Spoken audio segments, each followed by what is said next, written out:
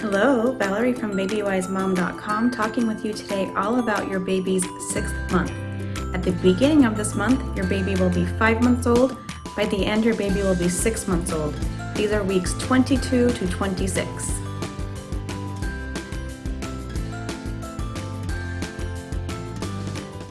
For your baby's eat portion of the day, you will have 4 to 6 feedings per 24 hours, and the feedings will be 3 to 4 hours apart. During wake time, some key elements to have in your wake time include starting to teach your baby sign language, blanket time, and independent playtime. Blanket time and independent playtime are both structured playtime. Blanket time is not alone, but your baby stays on the blanket. And at this age, that's very easy to do. It's good to start teaching your baby. I do have more information on my blog.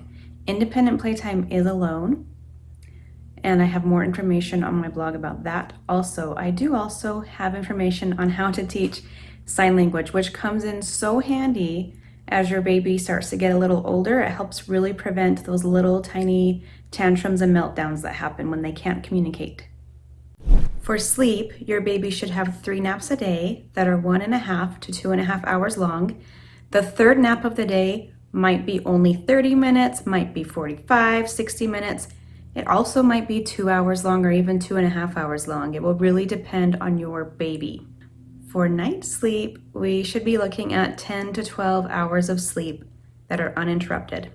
You also might be ready to drop that dream feed. So if you haven't done that yet, be looking for signs to drop the dream feed.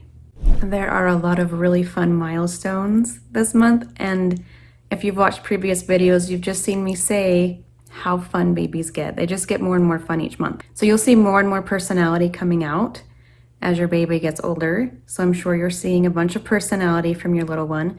You also will be noticing your little one will love to grab things now. That includes your face, your nose, your ears, your earrings, your necklaces, your clothes, your food. If you are one who's had your baby sit on your lap while you eat dinner at times, you'll notice now that's not always safe.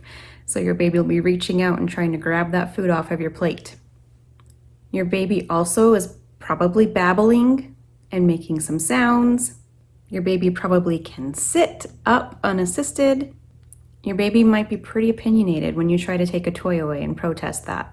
You might also be starting solid foods with your baby. Make sure that you talk to your baby's doctor before you do that, but the range for that is typically 4 to 6 months, and the recommendations for that really do change frequently. So make sure you consult with your baby's doctor before you start solids, but that typically does start by 6 months old unless you just don't want to start, which is fine as long as your baby is not in need of the solid foods. Some babies this age will be rolling or even like crawling. Some even can stand up, and there are others who can't sit up on their own yet. Be aware of what milestones should be happening, but don't stress out and freak out. If you feel like something's wrong, for sure talk to your baby's doctor. But all babies learn at different paces, and there are gross motor skills and fine motor skills that happen, as well as language skills. And all babies learn these on their own timetable and perhaps in different orders. So while one baby may be really mastering that little pincher grasp, another one is mastering sitting up alone. So really pay attention. As long as your baby is making progress, you shouldn't need to worry. But if you do have concerns, it is always smart to talk to your baby's doctor. You might notice some things interrupting your baby's sleep. New skills can start to disrupt sleep. So even something like your baby learning to talk and babble can interrupt sleep because your baby might wake up and think, oh, I'd like to practice talking now, and start practicing that. The same is true for rolling over or sitting up. New skills really can disrupt sleep. If you're having problems with that, I do have a blog post to help you through that. Another one is the Wonder Weeks.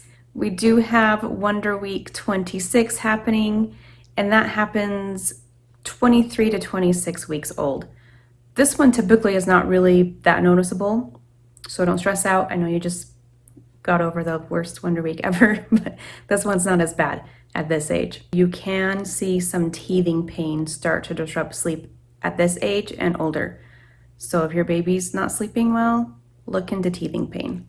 That wraps up our overview for your baby's 6th month. If you'd like to see sample schedules, if you're on the blog, scroll down. If you're not on the blog, click the link in the description and head on over there to see lots of sample schedules for this age group, as well as every age group there is for babies and toddlers.